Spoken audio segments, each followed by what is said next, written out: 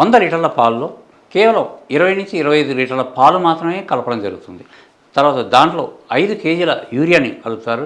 Hydrogen peroxide, salicylic acid కలపడం జరుగుతుంది. దీంతోపాటు చిక్కదనం రావడానికి అని చెప్పేసి డిటర్జెంట్ పౌడర్ని కలుపుతారు. మరికొంత చిక్కదనం కోసం ఫెవికాన్ కూడా కలపడం జరుగుతుంది. ఇలాంటి రసాయనాలను అందరూ కలిపి ప్రాణాంతకమైనటువంటి రసాయనాలు ఇవన్నీ కడుపులోకి వెళ్తే అనేక రకమైనటువంటి ఆరోగ్య సమస్యలు ఉంటాయి.